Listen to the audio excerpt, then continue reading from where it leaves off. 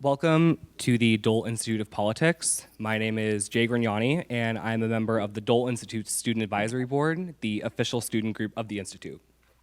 The Student Advisory Board is a bipartisan group whose members can access many great opportunities through their involvement with the Institute, including volunteering at programs and networking with our special guests.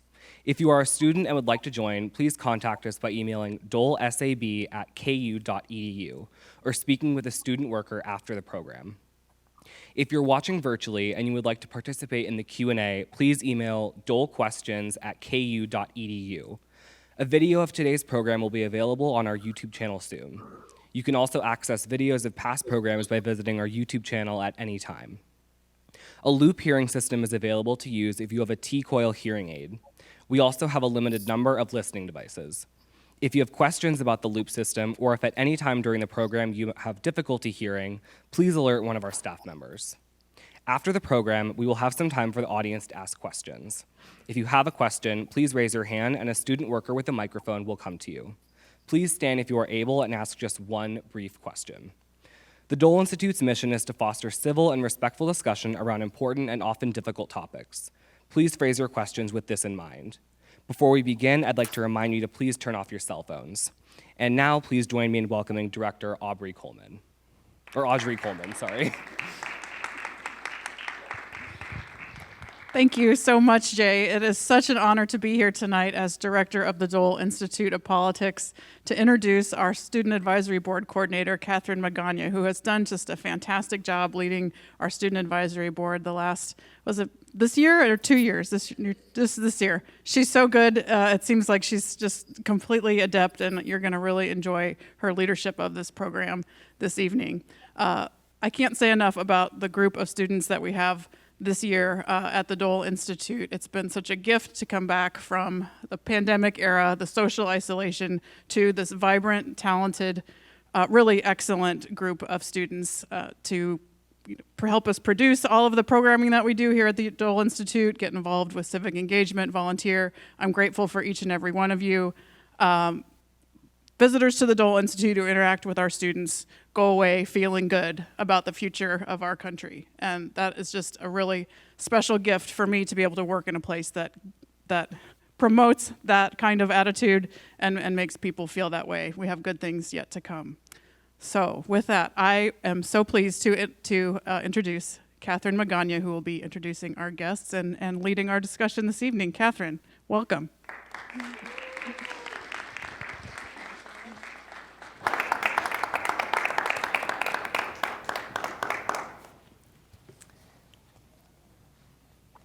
Hello, everyone, and thank you so much for joining us for this year's Student Advisory Board program, Fall Forecast Predicting the 2022 Midterm Elections.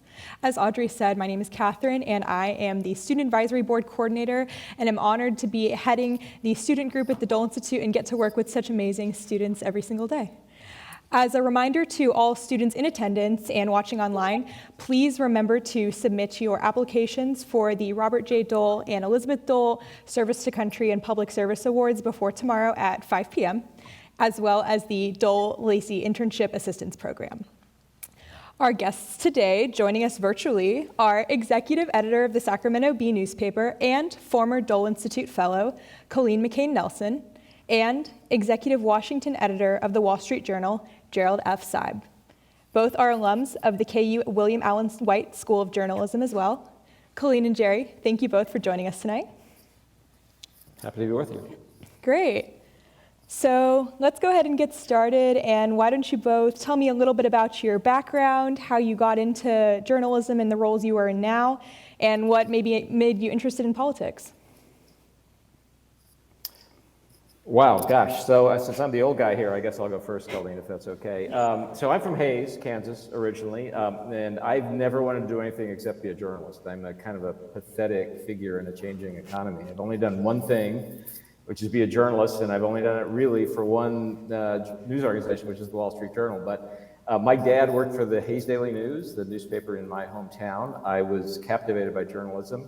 I was editor of the high school newspaper for 2 years. I consider journalism to be both a public service, which is to say that one of the things journalists do, I think, is provide an informed electorate to the society, and I think that's a crucial thing.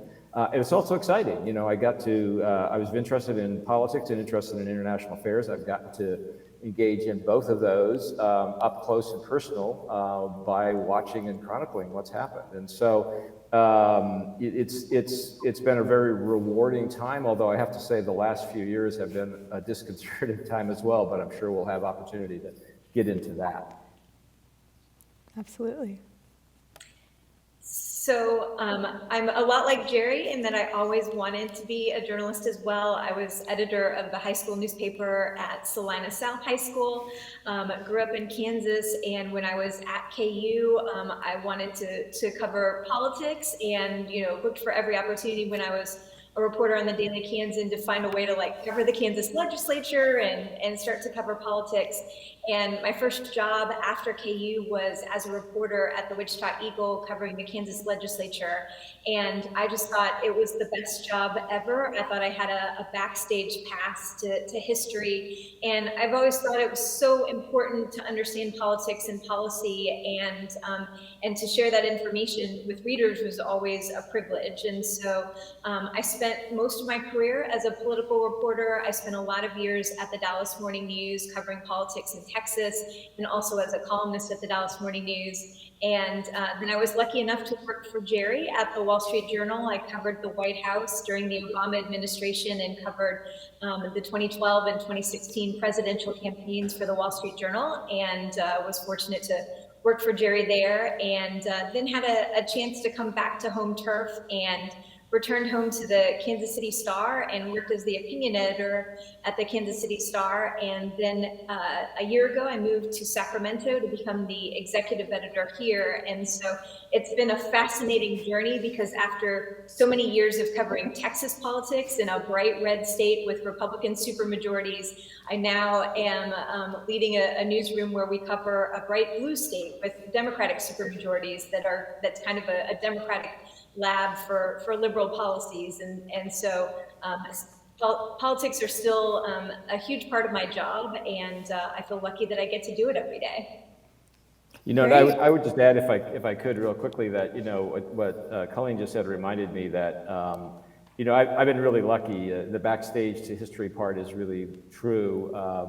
You know, I've interviewed every president since Reagan, but I still think the most important journalism experience I had was as a reporter and then editor of the University Daily Kansan, where I not only learned that I really did love journalism, but also met my wife, Barb, who was the editor of the Kansan the semester after I was. So from that point on, there's been no escaping it, I think.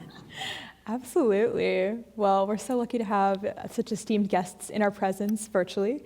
But looking at the crux of our program, which is thinking about the 2022 election, let's lay some foundations of what's kind of happened in politics in the last few years. So in 2020, we saw that specific groups of voters that had never before been so consequential were starting to be important for the election results, like young people, for example. So can you tell us what demographics of voters you think are up and coming or will be important in November? Colleen, why don't you go first on this one? Sure. You know, there are some kind of tried and true groups who are always important. We're always watching, you know, we're always watching suburbs where independent voters, where you have a few more independent voters who are the kind of mythical swing voters. So I think, you know, we're watching the suburbs. I'm really interested in November to see what the Latino vote looks like. I think one interesting outcome from the 2020 election was we started to see Republicans make some inroads with Latino voters. There's a lot of discussion about 2020, you know, Trump doing better in Texas with Latino voters than many expected. And so I'm interested to see whether that holds, whether that trend continues. And so that's a really fascinating group to watch this year. I agree with that. I think the Latino vote is really fascinating. Democrats are petrified and Republicans are excited by these continuing signs that Republicans are making inroads with Latino voters. We certainly have seen that in the Wall Street Journal polling that we've done. And you don't have to make big inroads if you're Republicans. You just have to reduce Democrats' margins with that important and growing a part of the electorate to swing the balance in some key swing states. And so that's definitely worth watching. I think, the question of whether Democrats can hold the suburban women that moved away from Trump and toward Joe Biden without Donald Trump on the ballot is a really crucial question. And I would say an X factor in the whole equation is younger voters. And I would classify those as being 30 and below, but maybe 25 and below in particular. Who did show up in big numbers. They're not considered a group that's reliable in terms of turning out to vote, but they did show up in big numbers relatively for Joe Biden. They don't tend to show up in midterm elections and off-year elections in the same numbers at all. And if they don't this time, Democrats who have plenty of problems to begin with, have even more trouble. Absolutely. After looking at demographics, what issues can we expect to be super consequential, and is there anything new that we should be looking out for? Well, an interesting observation then, so Karl Rove, I'm actually up at Harvard for the semester. I'm a fellow at the Institute of Politics at Harvard for the spring semester. And by the way, spring in Cambridge, Massachusetts is a relative term. I haven't seen much of it, but it's a great environment. And one of the speakers I had up for the seminars I'm doing up here 2 weeks ago was Karl Rove, who basically said, Republicans should lay out an agenda on which they are going to run. And Republicans, or any party, is always better off when they have a governing agenda that they lay out to voters. I will say there was another Republican who was here who basically said, my advice to Republicans, and this was Chris Christie, the former governor of New Jersey, who's very busy running for president himself already, said, my advice to Republicans is just don't screw it up. You don't have to do anything except don't screw it up. The election's coming your way. You don't need to say much. So you have on the Republican side, I think, a quite distinct difference of views about what Republicans ought to be running on. Some people just want to run on not being the Democrats and Joe Biden in this environment of inflation and concern about Ukraine and unhappiness over COVID mask and education issues. And other Republicans say, no, you really have to present a governing agenda.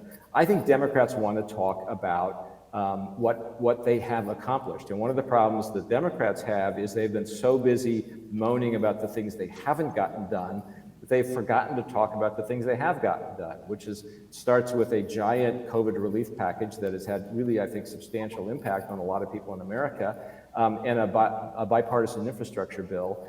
And a pretty credible job by President Biden in rallying the world against, or the Western world anyway, against Vladimir Putin in Ukraine. So I think one of the things Democrats have to do is talk less about what they haven't gotten done and more about what they have gotten done, and then talk about how they're going to add on to that, particularly in the areas like healthcare and prescription drugs, and to some extent helping families with child care tax credits, some of the unaccomplished things, but only after talking about what they've actually accomplished.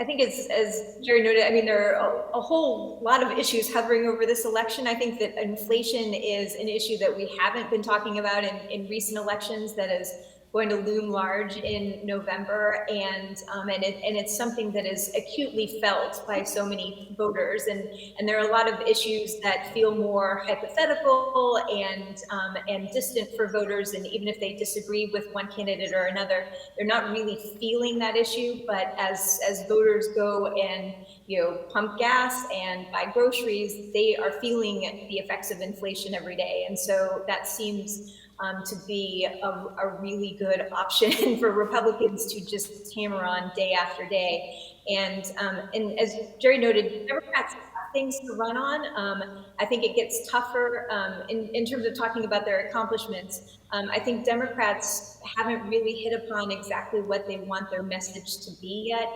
You've seen some rumbling back and forth among Democrats about whether they should talk about what they want to do next, which gets a little tougher when you're the party in power, because people say, well, why haven't you done that yet?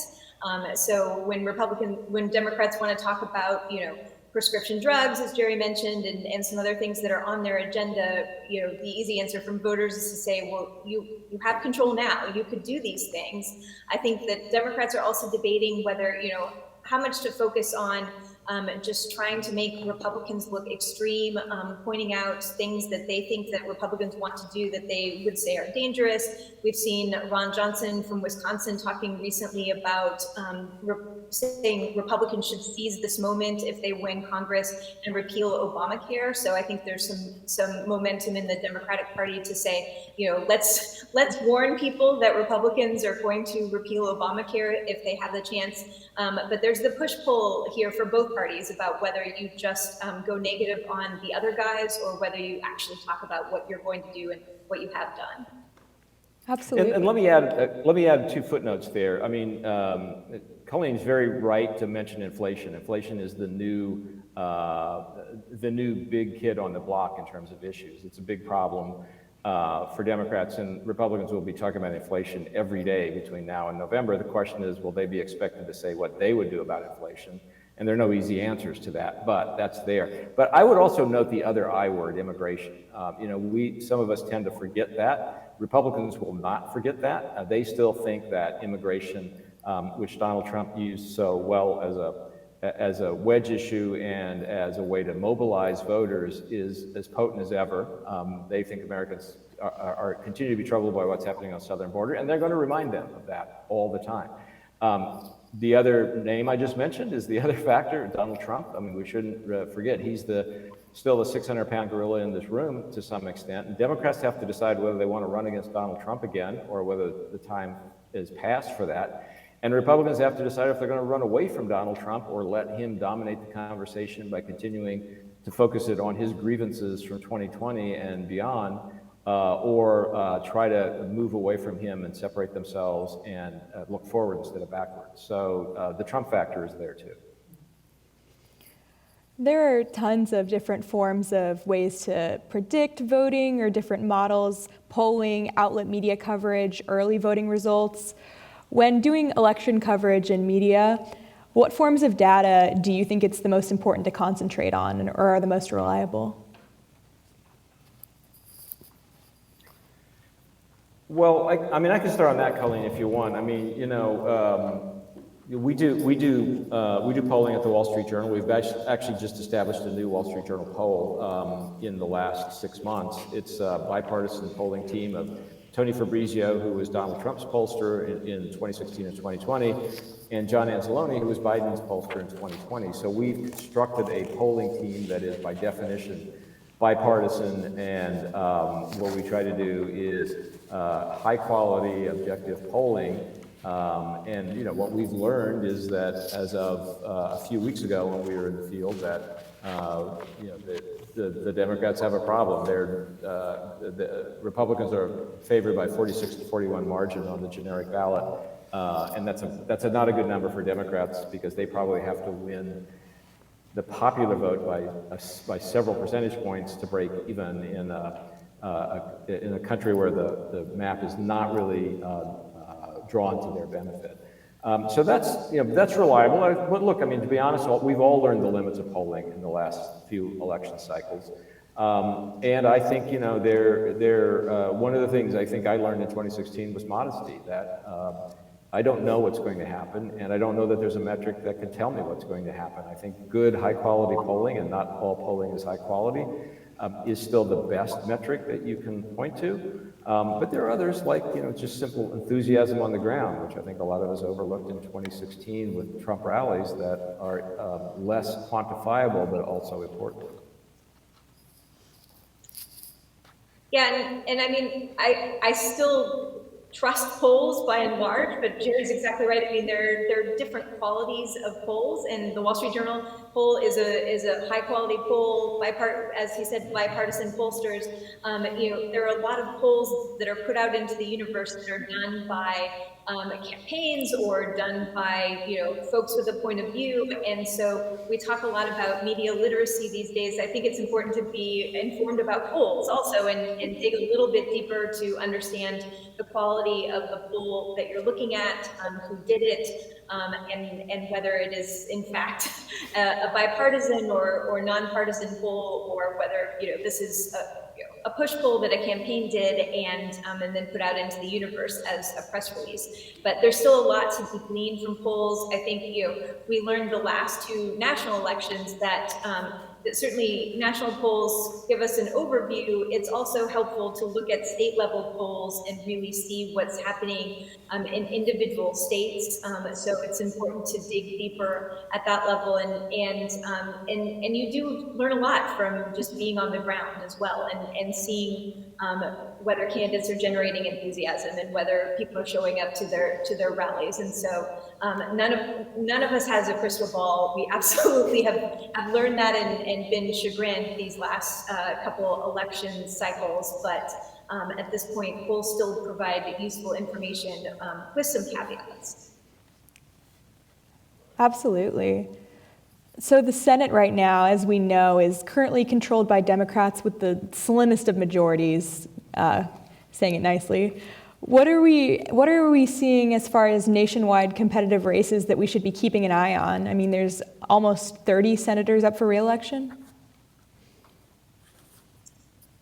Yeah, so I mean, start, there are probably 9 or 10 states that we'll be watching closely, and in terms of Senate races, most of those are swing states that we watched closely in the presidential election. There are certainly a lot of eyes on the Ohio Senate race, which is a literal brawl on the Republican side at this point, and we haven't even gotten to the Republican versus Democratic part of that race, but that's an interesting bellwether for kind of Trump's influence in this election in general, and just what direction we're headed this year. But swing state Senate races like Ohio, Pennsylvania, North Carolina, New Hampshire, Florida, Nevada, Georgia, Arizona, Wisconsin, those are the states that I'll be watching very closely, and that will probably tell us the most about who is going to control the Senate. As Jerry noted, I mean, at this point, pretty much all polls and signs point to bad news for the Democrats this year, and both history and current polling suggests that this could be a really rough slog for the Democrats. But there are some fascinating races that we'll be watching in those swing states that will give us a better sense of exactly where we're headed. Yeah, and I certainly agree with that. And weirdly, though, as you say, the Senate is under Democratic control by the slimmest possible margins, which is to say a 50-50 tie with a vice president who can cast the deciding vote. Weirdly, the Democrats probably have a better chance of hanging on in the Senate than they do in the House. And that's because the map isn't so great for Republicans in the Senate races. Colleen mentioned Ohio, which I'm keeping an eye on. There is a chance that Democrats could move Ohio back. They've been losing their grip on Ohio for years, but maybe this year, and Tim Ryan is a good kind of working class Democrat candidate in a state where that probably plays well. So that's a possibility. That's a problem for Republicans. They have a problem in Pennsylvania where they have to defend an open seat with a field that hasn't exactly distinguished itself there either. I think there's an open seat in North Carolina that Democrats have a shot at. Ron Johnson is a vulnerable and controversial incumbent for the Republicans in Wisconsin. So I think Democrats weirdly feel better about the Senate, even though they have literally no margin for error, than they do about the House, where it won't take much to tip the balance. Looking over to the Republican side, especially in their primaries this year, how important do we think it is for Republican candidates to have a Trump endorsement these days? Well, that's a good question. I see, at last count, I was checking today, Donald Trump has endorsed 133 candidates, I think, 130 candidates. And he's unendorsed one because he picked a bad horse in Mo Brooks in Alabama and decided, well, I'm going to switch horses. So I think this is one of the fascinating factors. We've been talking about X factors in the race, and the Trump factor, as I mentioned earlier, is certainly one. He has decided to wade in to all sorts of races, and whether that helps Republicans by generating enthusiasm and turnout with the base, or whether it's a problem because he's picking candidates that are Trumpy in their outlook, but not necessarily electable in the states they're in compared to more conventional Republicans. We'll see. I mean, in a way, this whole primary season is going to be a referendum on how much control Donald Trump actually has over the Republican Party right now, how much control candidates think he has, and more importantly, how much control voters decide that he has over the Republican Party. And it's an open question, and whether a Trump endorsement helps or hurts is also an open question. It probably helps you raise money. It also may hurt you by basically alienating swing voters and generating more turnout on the other side among Democrats. Donald Trump is the best vote getter outer that the Democrats have. Yeah, I think it's a fascinating question. I think inevitably, of course, a Trump endorsement still helps you in the Republican primary. The general election is more the open question that we'll test, but there's no question that the Republican Party is still the party of Trump this year, and they're still hewing to the party line of saying that the 2020 election was stolen, that Biden isn't the legitimate president, and so when you have the majority of Republican leaders still saying those things, it's pretty clear that that it's still Trump's party, and he will have a fair amount of say in Republican primaries where he chooses to weigh in. And I mean, when you look at the Republican Party and they don't condemn, for example, Marjorie Taylor Greene for speaking at white nationalist conferences, and they do condemn and cast out Liz Cheney for saying that Biden won the election and for participating in the January 6th committee. I mean, there's still so much evidence that the Republicans are on Team Trump, and so the Trump endorsement could help in the primary and perhaps hurt in the general, but as Jerry said, we're testing this in real time, and so it's going to be fascinating to watch. Absolutely.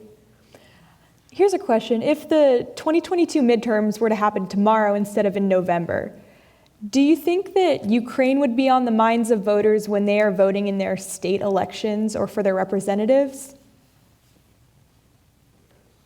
I think that Ukraine certainly would be on people's minds, but I think already we've seen polling just in the last week that that inflation already has overtaken Ukraine as the most important issue with voters, and so Ukraine is still part of the conversation. I think it will be on voters' minds, and it will play some role if the election were tomorrow. But it's interesting to watch, just how even just a few weeks in, it started to fade a little bit. We had, a brief period of a few weeks where Ukraine was polling as the most important issue in some polls and looming larger, and now starting to fade. And so it is part of the conversation. It does weigh on voters, but at the end of the day, voters are thinking a lot about what's affecting their pocketbook, and inflation is already overtaking Ukraine in the conversation again. I agree with all that. I'll just add, I think Ukraine has the ability to affect the way people view Joe Biden as a leader, an effective or ineffective leader. That has some bearing on how they view his party, the Democratic Party, and so therefore I think it's an element. But I agree with Colleen that in the end, as things stand now, and who knows what might change between now and November, it's an issue, but not necessarily an issue that's driving or likely to drive voters one way or the other. Absolutely. Shifting the conversation a little bit to look at how journalism has been changed in the public perception the last few years, what has made traditional news media trustworthy in the past, and why has that changed over the last few years? Oh, I'm definitely going to let Colleen talk first on this one. Thanks for that. No, I mean, we've definitely seen trust erode in the media over the last several years. And the last polling I saw, we were at near record low in terms of trust in the media. And I think we hit B low in after the 2016 election, and then coming out of the 2016 election, we saw trust rebound a little bit in the Trump years, and I think in part because of the intense and aggressive press coverage of Trump, but now we are seeing a decline again. And I think some of the decline of trust in media is because we have such a bifurcated media atmosphere at this point that is broken into so many different pieces. There are so many different definitions of what media even is, and any number of years ago, when you asked people, do you trust the media, they thought about their local newspapers, they thought about bigger newspapers, they thought about the evening news. It was a pretty finite cast of characters, and a limited number of news organizations that they were thinking about. Now, when you talk about the media, it's a million different things, and these news organizations and blogs and quasi-news organizations are producing wildly varying quality of news and information, and in some cases misinformation. And so I think a lot of just the fact that it's the Wild West in terms of people consuming information. It's hard for media consumers to separate out what is quality information when they run across it on social media. And we also obviously have seen the rise of partisan media in the last several years, and we now have media telling you that you can't trust the other media and that everything else is fake news. And so it's a completely different media landscape than it was several years ago. And I think we have a lot of work to do to still create informed media consumers, to help with media literacy, to help readers and viewers sort out what is information that they can trust. Where did this information come from? And so we have a huge responsibility in that regard, so that we can rebuild some of that trust. Well, yeah, I would say amen to that. And I would also note that I think you have to view declining trust of the media, both in the context of everything Colleen just mentioned, but also in the context of declining trust in institutions across the board. I mean, trust in Congress is down, trust in the presidency is down, trust in the courts is down, trust in the medical profession is down, trust in the legal system is down, almost everything except the military. So we are in a time of skepticism, if not cynicism, about institutions generally. That's not a healthy thing for the country, in my opinion, but it is sort of where we are. And to some extent, we're all caught up in that as well.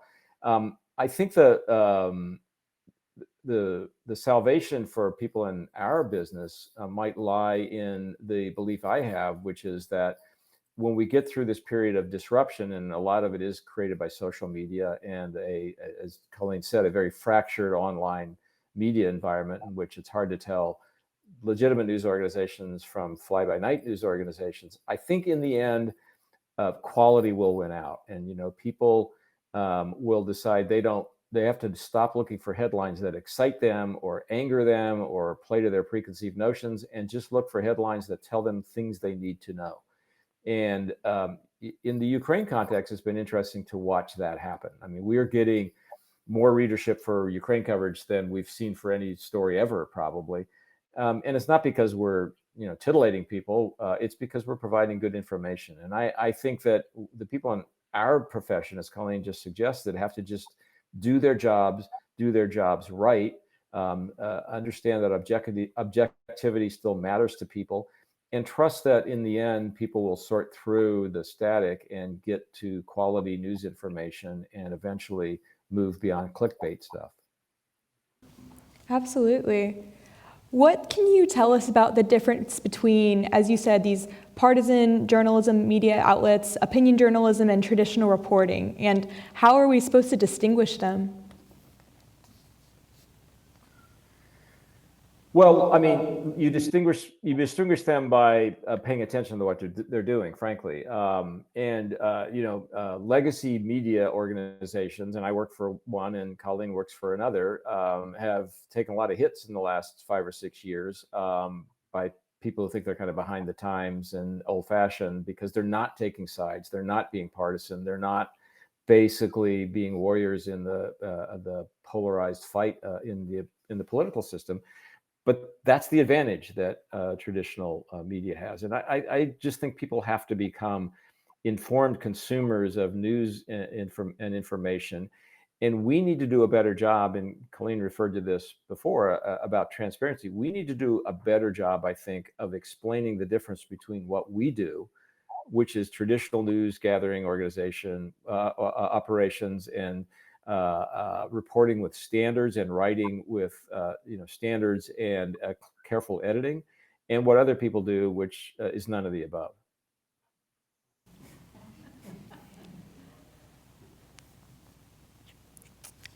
A few steps that media consumers can take to kind of just dive a little bit deeper and figure out where the news that they're looking at is coming from. And over the last few years, we've seen this proliferation of what a lot of people have referred to as pink slime media outlets that just kind of pop up out of nowhere and produce partisan news, and it's not quite clear who's funding this or where this is coming from. And so it's really important to just spend a few more minutes and click a few more times to learn a little bit more about the news organization that you just happened across on Facebook or on Twitter, and did this outlet exist 5 minutes ago? Can you contact the reporter? Do they tell you how they got this information? Do they show their work? I think that a lot of legitimate news organizations are doing more and more to really show their work, to document everything, to say, this is where we got this information.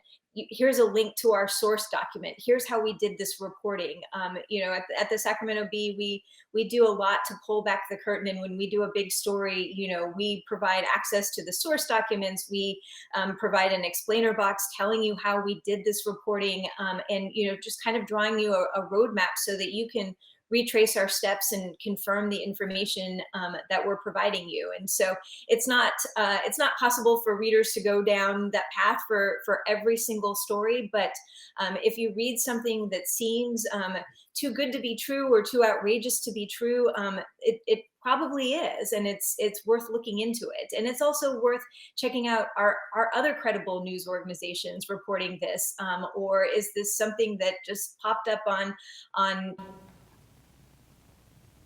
out of nowhere from an organization that you've never heard of? And so it's really important to ask those extra questions and click those few extra times just to understand where this information is coming from. Lack of integrity in journalism, as we've been discussing for a minute, in some forms. What can you tell us about the role of traditional ethics and standards in traditional and legacy journalism? And can you explain what those ethics are supposed to be followed and what that looks like? Well, look, let me just say that, and I'll talk about the details of your question in a second, but at the outset, let me just say that I think it's important for us to say, and in particular for younger journalists to understand, that objectivity really is possible and desirable. And I think there's been a temptation over the last few years for journalists to decide they're going to become warriors in the great political fight of our times and take sides and kind of climb the ramparts and take part in the battle. That's not the role of a journalist, and there's great peril, if not death, for journalism down that path. I think the first thing is that we need to tell ourselves, remind ourselves, and we, who've been around for a while, need to remind younger journalists that yes, it is possible to be objective. And if you say, well, nobody's really objective, then you've really basically, to some extent, written your own obituary, because that's what people are paying money to acquire from us, which is real information, factual information, fair reporting, and objective reporting and writing.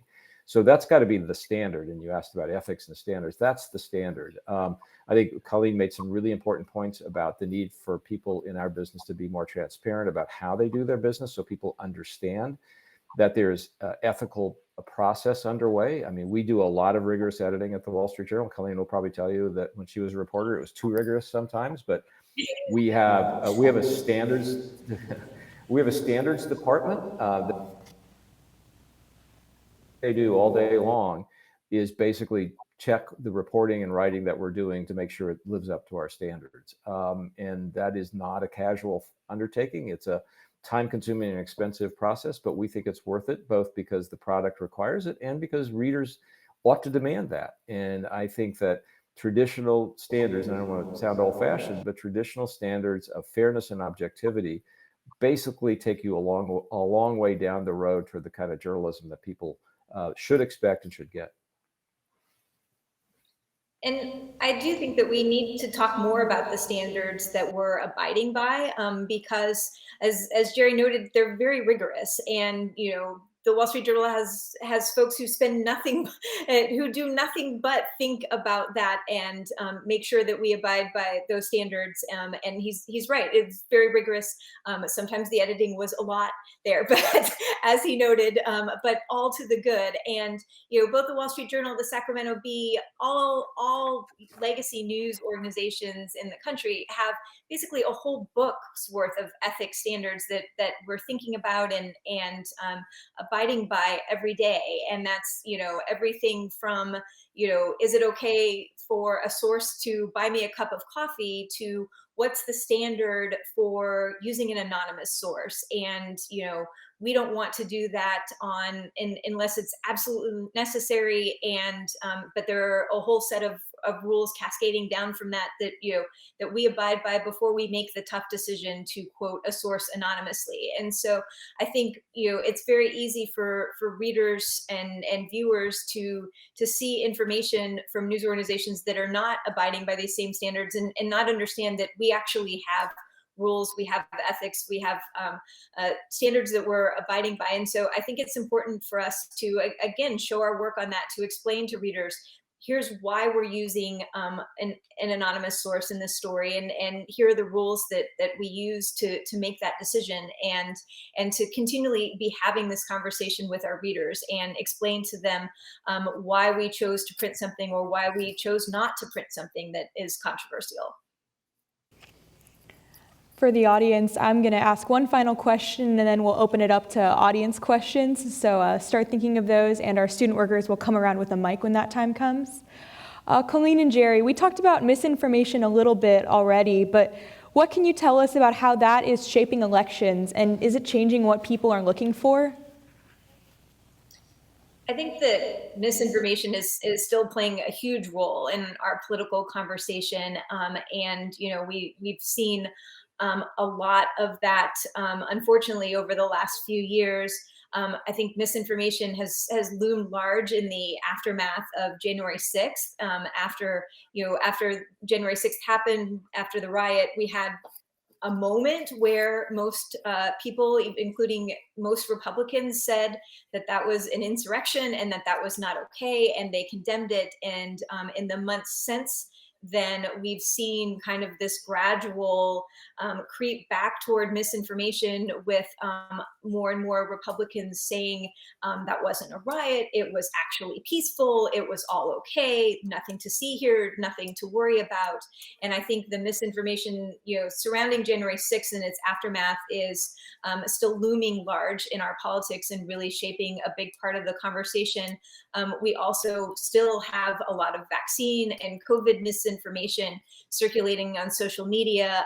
You saw just in the last day or so the big study that came out saying that ivermectin doesn't actually effectively treat COVID, and it felt like that was a huge study that was done basically to combat misinformation that was out there. We already had a pretty good clue that wasn't effective at treating COVID, and yet we see the Kansas legislature right now considering a bill that would make pharmacists have to prescribe ivermectin. And so we've seen misinformation run rampant amid COVID and vaccine debates. We also have seen some Ukraine misinformation in the early days of that conflict. And so this continues to shape our politics and spread quickly on social media. And we hear from Facebook and other social media companies that they're taking steps, but it's obviously not been enough at this point to really slow the spread of misinformation. And so there's a lot more to be done there. And that is absolutely shaping our politics at this point. No, I would just echo all that. I don't have anything to add. Colleen's right. It's a big problem. All right, we want to go ahead and get some questions from the audience. Olivia has the mic, so go ahead and raise your hand. Perfect. Hello, I'm Mark Osborne. I just had a question. War seems to make a difference in the results of elections many times. What do you think the Afghan issue and what do you think Ukraine will play into by November? Well, I can take a crack at that first. I mean, I think first of all, I think those kinds of international conflicts, wars, bear more on presidential elections than congressional elections, generally speaking.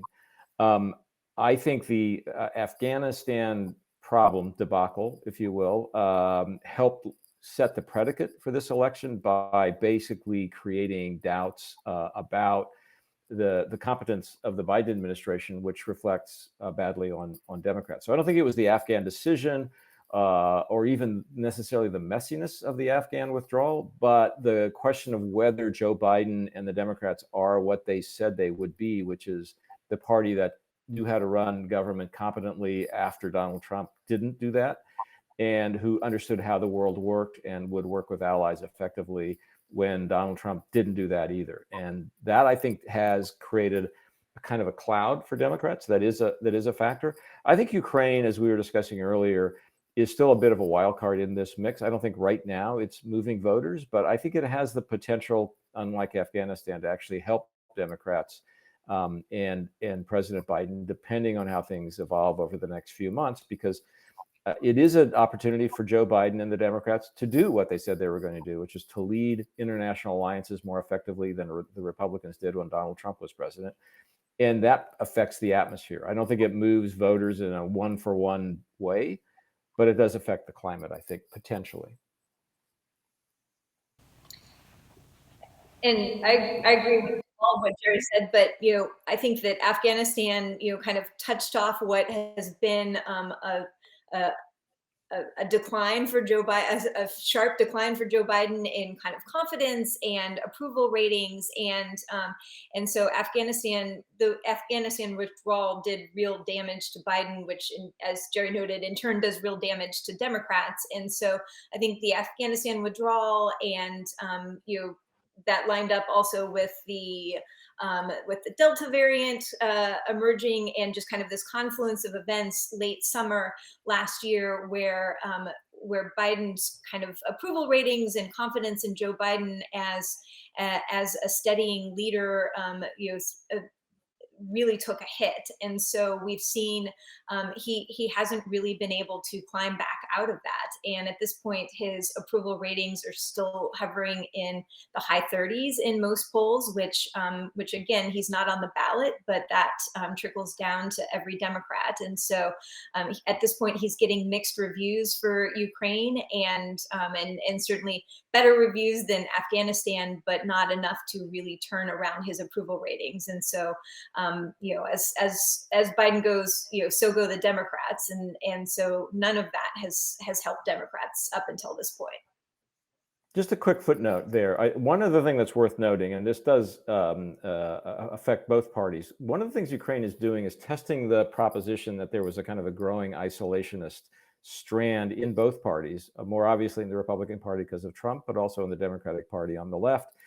And Ukraine, I think, may be illustrating that isolationist impulse maybe isn't as big in either party as we kind of thought it might be, because the rallying around an international response and a vigorous American response has been pretty bipartisan. So one of the things we may find in the rhetoric of the campaign, the congressional campaigns this year, is a greater willingness of people to stand up for an aggressive international role to be played by the United States.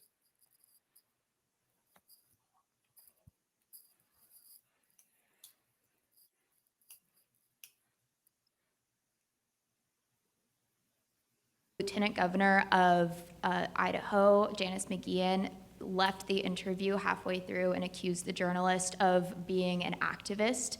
What is your take on politicians and this dynamic between them and journalists perhaps taking an activist stance, or is it just journalists truly reporting and politicians having a negative response to that?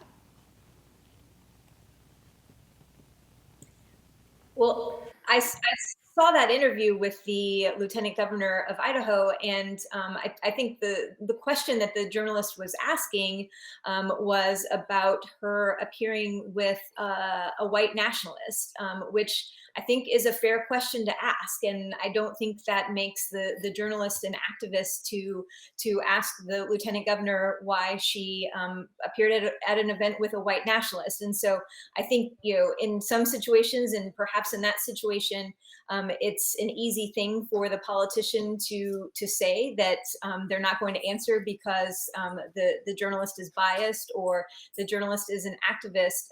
But there are more and more politicians who are willing to just kind of test the question of, if I ignore the media, if I call you fake news, if I refuse to answer what are legitimate questions, that there won't be consequences for that, and that their constituents will stand by them. And so I don't think that asking questions like that is beyond the pale or is out of bounds. And so, but you definitely see this tactic more and more from politicians where they say, you're you're liberal, or you're an activist, or you're against me, and so I don't have to answer that. And for a lot of voters from a particular politician's party, they continue to side with that politician, and so in some cases, politicians are not seeing consequences for that. Well, and let's be honest. If you can't take the heat, then you shouldn't be in the kitchen. That's the first thing that I would say. And the second thing I would say is, and this has been true for a while, there's a lot of theater involved in this, right? I mean, Republicans figured out a long time ago that attacking the media was a good way to rile up the base. And if you're in a primary election, that mostly what you're doing is trying to rile up your own party's base, and attacking the media is a surefire way to do that in the Republican Party. Same way in the Democratic Party, attacking Fox News and Tucker Carlson is a sure way to do that now. So let's not take that sort of thing entirely at face value.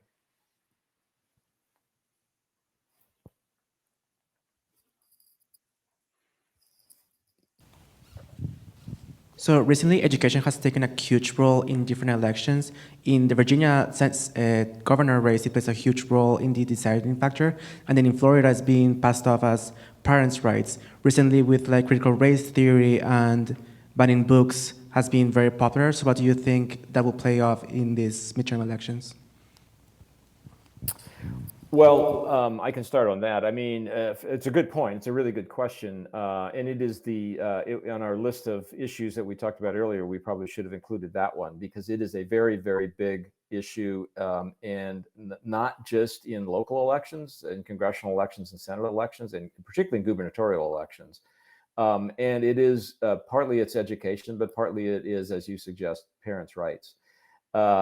And it helped Glenn Youngkin win the governor's race in Virginia. I think Republicans know they have a winning issue here by and large, and Democrats have to figure out what their response is going to be, in my view, because there's nothing that is more emotional for parents than their kids' education, and Democrats have to figure out how they're going to respond to this. I think just simply yelling that people aren't really teaching critical race theory, which is by and large true, isn't a sufficient answer. So I think this is a big wild card in the deck for this midterm year. And it's also another example of the two parties just kind of existing on different planets and wanting to talk about different issues, because Republicans Jerry's absolutely right. Republicans have found what has been a winning issue for them on this. And so they are talking everywhere about critical race theory. They're talking about books in schools. They're talking about parents' rights. And Democrats don't want to say a word about it. And they don't have a good answer to that at this point. And I think, Democrats want to argue that that these are not life and death issues, that there are bigger issues to talk about, and that Republicans are blowing small things out of proportion. But so far, what they're saying isn't resonating and it isn't working. And so it will be interesting to see whether Republicans can continue to get traction with that, and whether Democrats come up with a better answer. But at this point, they're talking about completely different things, and Republicans will talk about this all day long, and Democrats will continue to try to change the subject. And Democrats have a list of 100 issues that they'd rather talk about than critical race theory.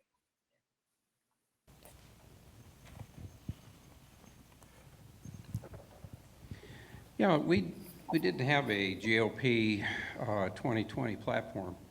What about the role of a platform here in the midterms? And I'm specifically referring to Rick Scott's Republican platform that he came out with here just recently. Well, I mean, Rick Scott provided a huge gift to the Democrats with his platform, because it seemed to imply that the Republican Party is willing to defund or sunset government programs, including Social Security and Medicare. That's not a winning message. And one of the things it's done in the Republican Party is it's produced a division, which I referred to earlier, between those who say, look, why do we want to get into fights about policy? Let's just let the Democrats kill themselves with inflation and critical race theory and all that sort of thing, and just avoid an agenda. On the other hand, you have some people, and Kevin McCarthy, who's the Republican leader in the House, has decided that they do need to have an agenda. Now, whether that's a platform or not, I don't know. And part of it's going to be to have an agenda that's not Rick Scott's agenda, which they all disowned as quickly as they possibly could. I think that a lot of politics these days is about defining yourself not by what you're for, but who you're against. And there is an open question about whether that's sufficient this year or not, and Republicans have to decide. And Democrats have already decided, because they're the governing party. Republicans have to make that decision. Well, I think the answer to that question also goes to the question about Trump's role in the party, and how much of a role does he play? Because to Jerry's point about parties being defined by what they're against or who they're against, Trump very much ran successfully on grievance politics. He didn't want to have a platform, and saw nothing but downside to having a platform. And so if this is still Trump's party, I would say that there's a better than even chance that they won't have a platform, and they'll focus more on what they're against and who they're against than what they're going to do and what they're for. I think we have one over in the front. Hi, my name is Noah. I am with the SAB here at the Dole Institute. My question is, I have a fun question and then I have a serious question. My fun question is, who do you think KU is going to beat in the tournament? And then my serious question is, as media consumers, or as journalists, how do you wish us, the media consumers, approached both individual articles and the media landscape at whole? How do you wish that we were viewing articles that we're reading? Thanks. Well, those are interesting questions. Colleen, you can go first on the basketball one, because we're not going to differ on this. Let's start with basketball. Sure. KU will beat all comers, just, to be clear, but, obviously first they'll beat Villanova. And then I think they will be beating, I'm going to say they're going to beat Duke on Monday, because I feel like we want to to end Coach K's career. And so I'll say that we'll beat Villanova and then we'll beat Duke. My expectation is that North Carolina and Duke are going to get all the attention this week, and that they are going to be so focused on each other that they just use up all of their energy and emotion in the Saturday game, and whoever emerges from the Saturday game is going to be completely spent and come limping into Monday, where they will run into a Jayhawk buzzsaw. Couldn't say it any better myself. Totally agree. And by the way, I like flying below the radar screen a little bit right now. It's better. And by the way, the breaks have all gone our way, right? Sometimes you just have to get lucky in the NCAA tournament, and Iowa falls and Wisconsin falls and Auburn falls and Villanova's best player gets hurt. Those are all signs from God as far as I'm concerned. Oh, there's the serious question. Okay, there's the serious question. It's a really interesting question. I've never quite thought of it that way.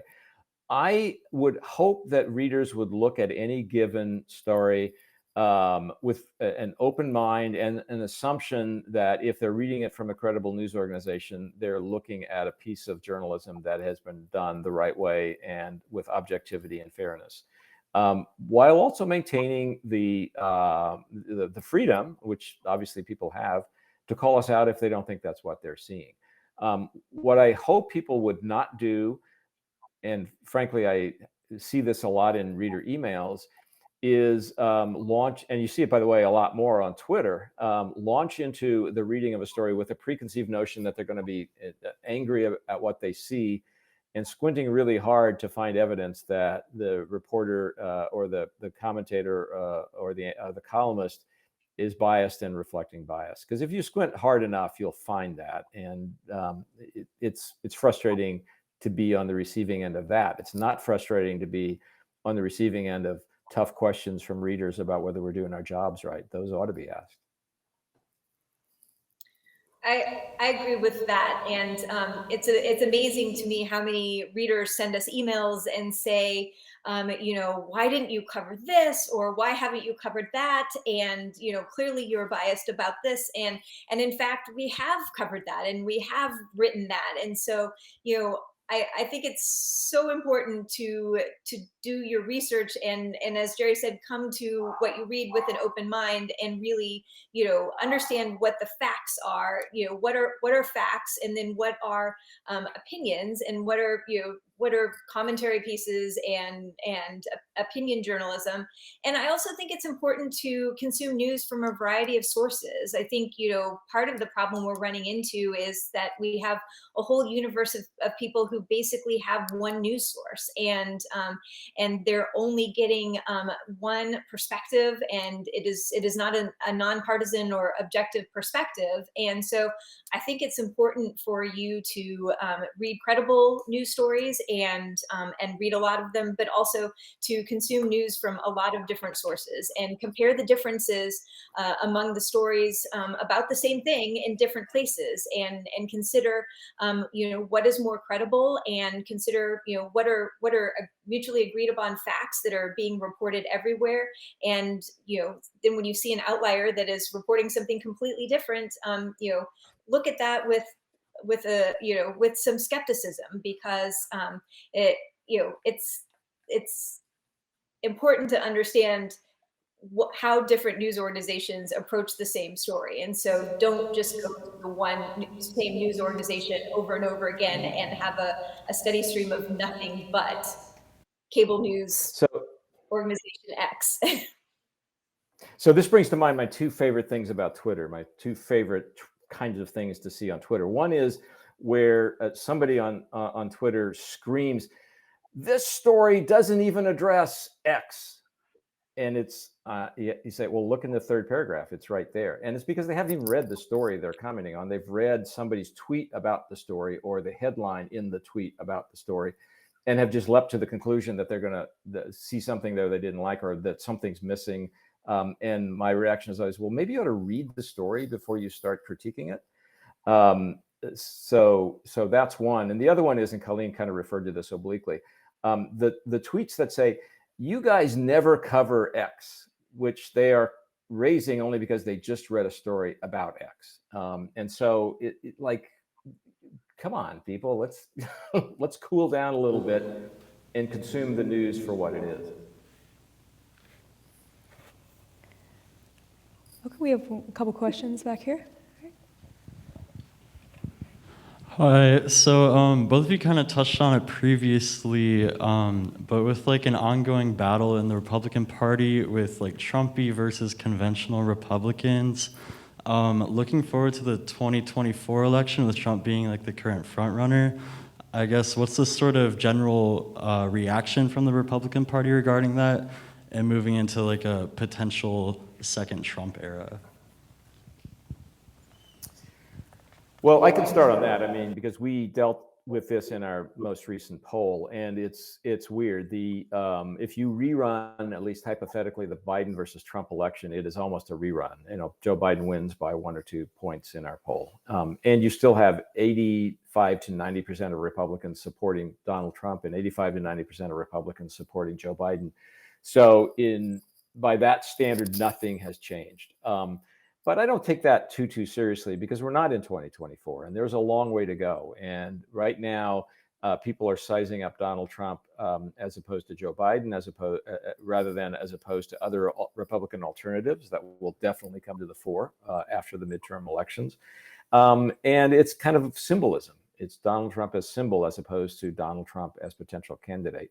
I personally think, and our Republican pollster who worked for Donald Trump the last 2 times has found that there is a substantial part of the Republican Party that, and we're talking here 25 to 30% of the Republican Party, that while it likes Donald Trump and is still happy he was president, or at least says that, they really want to move on.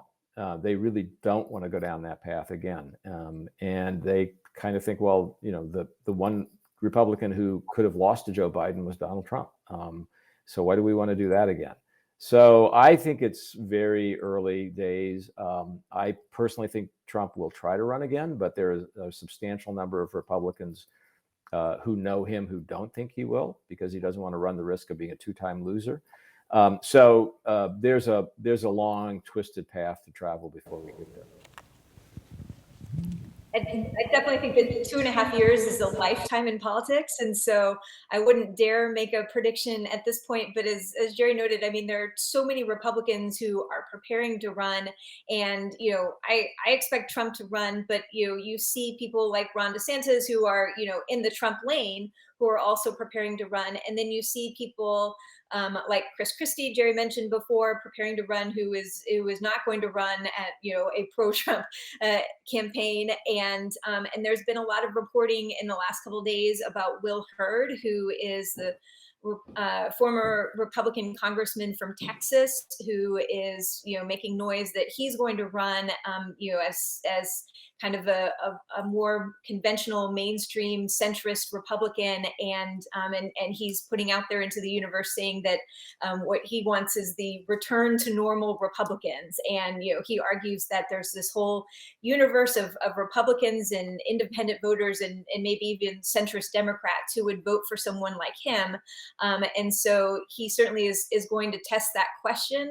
I think an interesting question is whether if Trump runs, whether all of the other kind of Trumpy candidates fall away, and then the never Trump vote gets split among multiple candidates, and then Trump could emerge from that scenario. And so at this point, there are still a million different scenarios, and there are, you know, 20 different Republicans who are lining up to run. But you know, it sure looks like Trump wants to run, and if he made the decision today, it feels like he, while he doesn't want to be a 2-time loser, it's hard to imagine that he would pass that up. So I think it's going to be hard for him to say no.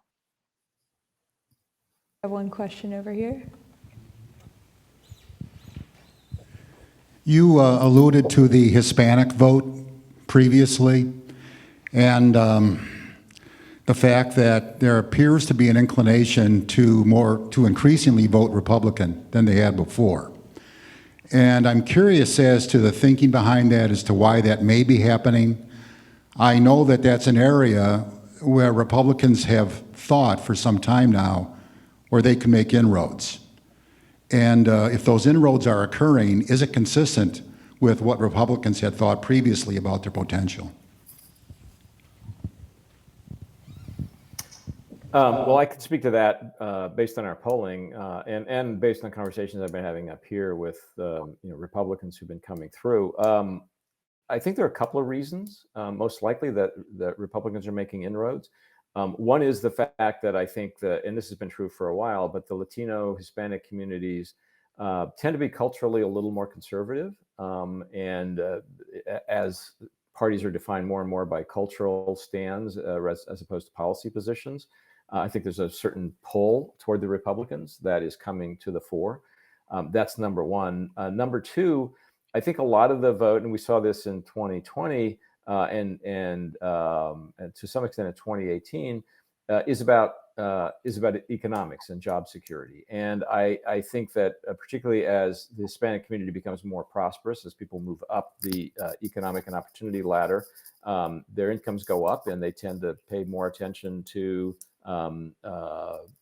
how good is my job security, and which party is going to provide a better working environment. That's how Trump got a lot of votes in 2020. I think Hispanic votes. I think he basically was seen as somebody who would keep the economy moving forward and protect my job. And I think there's a certain amount of concern about, as the community becomes more prosperous, they worry about how much am I going to pay in taxes? And so I think those are factors. And by the way, as a footnote, a lot of the movement in Hispanic vote toward Republicans has been among Hispanic men. You're seeing the same thing in the Black community as well, by the way. And it kind of tells you that there's a kind of a gender separation of the two parties increasingly and over time. And the Black community and the Hispanic communities are not immune to that either. I agree. I think that after the 2020 election, when you saw Trump make inroads with Latino voters, a lot of the analysis and exit polling showed that this was about economics.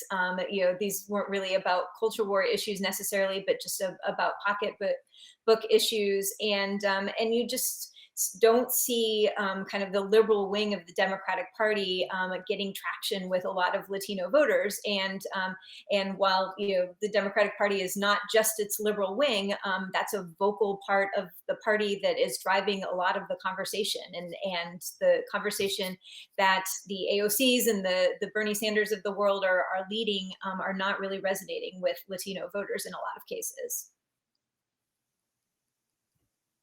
More question if anyone has one to ask. No? All right.